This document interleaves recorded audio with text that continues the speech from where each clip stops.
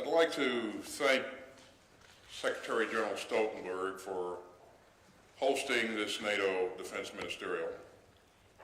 It certainly comes at an important time for the alliance as Russia continues building up their military presence along Ukraine's borders, including in Crimea, in Belarus, and in the Black Sea. In many ways, this brings Russian troops right up to NATO's doorstep. So let me begin today by making clear that America's commitment to NATO and to Article 5 remains ironclad. As President Biden said a couple of days ago, we will, if we must, defend every inch of NATO territory. There's no reason, of course, that it should ever come to this. Just like there's no reason for Russia to again invade Ukraine. Ukraine does not threaten anyone, let alone its Russian neighbors. And yet, that is what Moscow would have us believe. And that is how Mr. Putin continues to justify his assembly of significant combat power. Now, the Russians say that they are withdrawing some of those forces now that exercises are complete, but we don't see that. Quite the contrary, we see them add to the more than 150,000 troops that they already have arrayed along that border, even in the last couple of days. We see some of those troops inch closer to that border. We see them fly in more combat and support aircraft. We see them sharpen their readiness in the Black Sea. We even see them stocking up their blood supplies. You know, I was a soldier myself not that long ago, and I know firsthand that you don't do these sort of things for no reason. And you certainly don't do them if you're getting ready to pack up and go home. So we and our allies will stay vigilant. We will watch for the so-called false flag operations, where Russia manufactures a dramatic event to justify an attack, a play that we've seen them run in the past. And we will continue to explore ways to enhance our readiness, as the United States and others have done with additional troop deployments to NATO's eastern flank. And we will closely match Russian words to Russian deeds, what they say to what they actually do. Of course, one thing that Mr. Putin says he wants to do is to engage in more dialogue. And as we have said all along, we would welcome that. We believe there's still time and space for diplomacy to work, and we are in lockstep with our allies and partners towards that end. A peaceful outcome that respects Ukraine's sovereignty and territorial integrity represents the best outcome for Ukraine, to be sure, but also for Russia and the Russian people. If Mr. Putin is serious about achieving that sort of outcome, he will find in the United States and in this alliance no better or more serious interlocutor.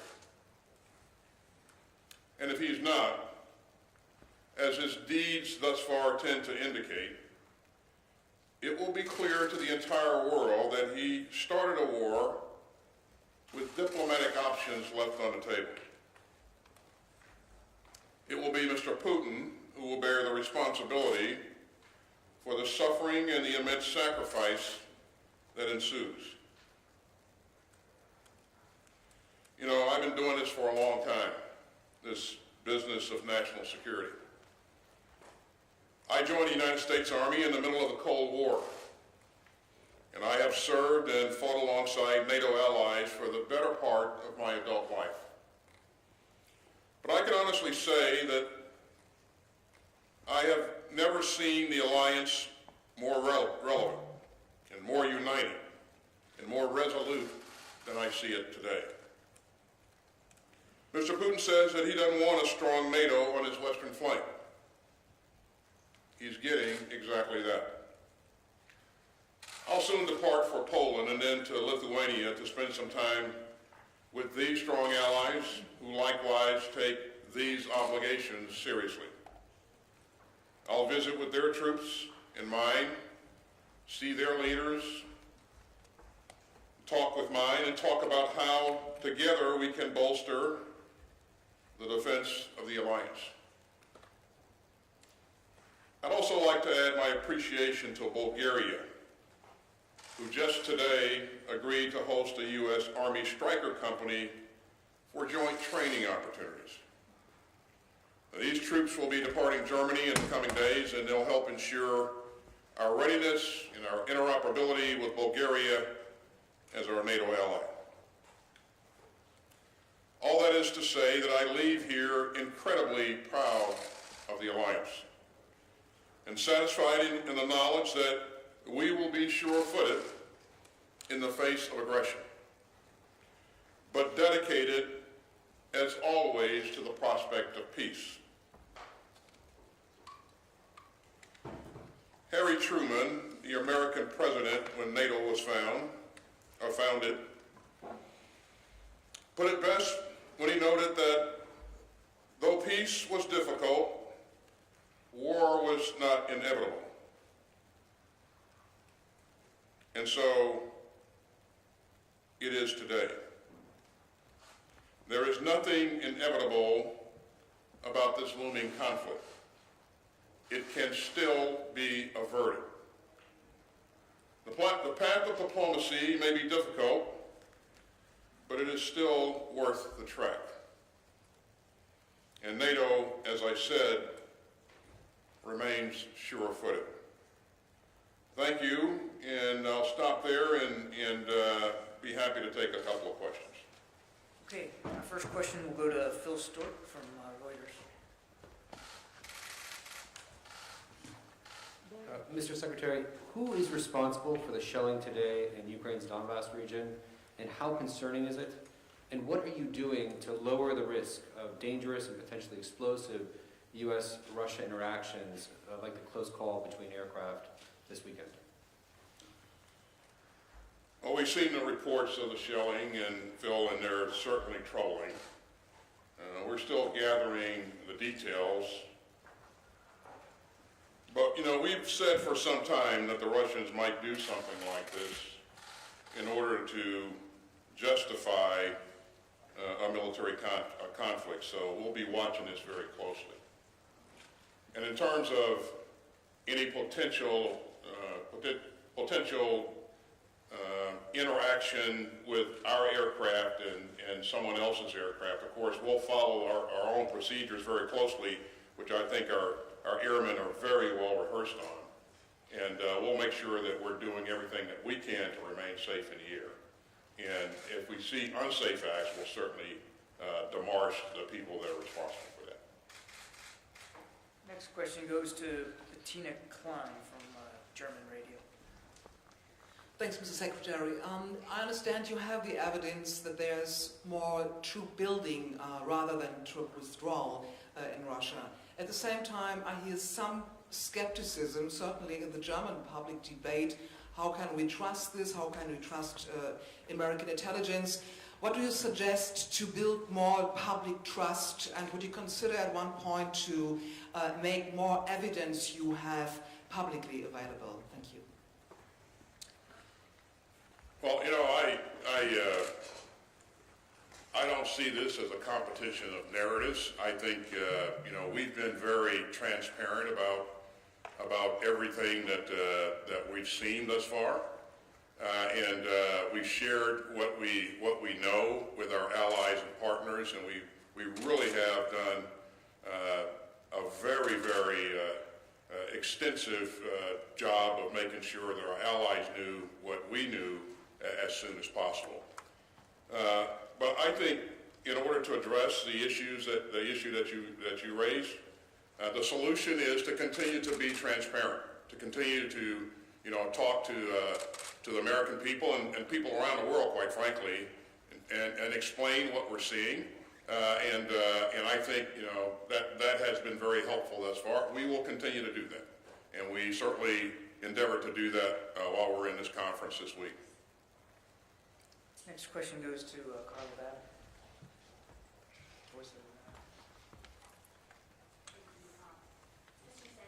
Thank you for doing this. Ukraine is calling this week's cyber attack the largest in the country's history. Can you confirm whether Russia was behind this attack? And President Biden last month said that if something short of an invasion happens, like if Russia continued to use cyber attacks, the U.S. could respond in a similar way with cyber. So has the U.S. responded to the latest attack, and if not, why not? In terms of confirming whether or not this was Russia that was behind this, the intelligence community continues to assess what happened there. But I would just point out to you that this is a play taken out of his playbook. We would expect to see before any attack, we would expect to see cyber attacks, false flag activities, and a number of other things, increasing rhetoric in the information space, and we're beginning to see more and more of that. In terms of a response to the cyber attack, if someone attacks the United States of America, then certainly we will hold that element responsible or accountable. At this point, nobody, we haven't seen, we have not been attacked. NATO elements have not been attacked. So we'll leave it at that. Okay, last question today goes to Natalia Drozdiak from Bloomberg. Where are you, Natalia? There you are. Where are you? I'm You're here. back. Thank you, Mr. Secretary, for the question. So some of these troops that we've seen Russia mass along Ukraine's border have come from very far parts of Russia's territory, including the Far East. So why do you think Russia feels comfortable enough to leave that border with China undefended? Does this represent a closer alliance between the two? Thank you. Well, certainly I can't speak to the strength of that alliance. What I can say, I'm not sure it infers anything at all. But we did note with alarm China's tacit approval of Putin's activities here in the region. So I'm not sure that we can make any kind of direct inference from what you just raised, but certainly those are things that we'll continue to watch going forward. But I think you raised a very, very interesting and important question. Thanks. Okay, thanks everybody. That concludes today's presser. Appreciate it very much.